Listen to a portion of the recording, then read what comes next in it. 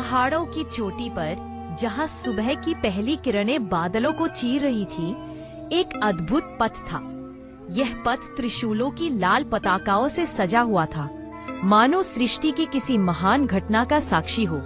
इस पवित्र मार्ग पर जंगल के सबसे शक्तिशाली प्राणियों, बाघों का एक झुंड तेजी से आगे बढ़ रहा था। वे सामान्य बाघ नहीं थे। उनकी आंखों में शिकार की क्रूरता नहीं, बल्कि एक गहन आतुरता और अधीनता थी। उनके कदमों में एक रहस्यमय ताल थी, जैसे कोई अदृश्य शक्ति उन्हें खींचे ले जा रही हो।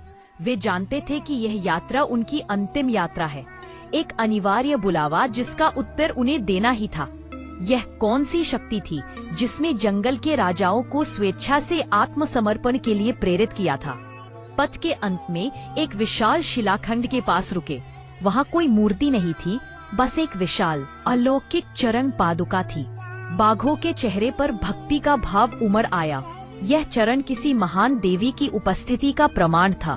सबसे आगे वाला वृद्ध बाघ, जो इस झुंड का नेतृत्व कर रहा था, अपने मुख में दबा एक ताजा पुष्प उस चरण पादुका के अंगूठे पर अत्यंत विनम्रता से अर्पित किया। जैसे ही पुष्प चरण को स्पर्श किया, चारों ओर एक दैवीय घटना हुई। चरण के घुंघरू मधुर स्वर में बजे और हवा में चंदन तथा केवड़े की अलौकिक सुगंध छा गई। ये संकेत था उनका समर्पण स्वीकार हो चुका था। अगले ही क्षण बादलों के बीच से सुनहरी रोशनी का सैलाब उमड़ा और साक्षात देवी माँ अपने दिव्य तेजस्विनी रूप में सिंहासन पर विराजमान होकर प्रकट हुई। उनकी आंखें स्थिर थीं, पर उनमें सृष्टि की करुणा समाई थी।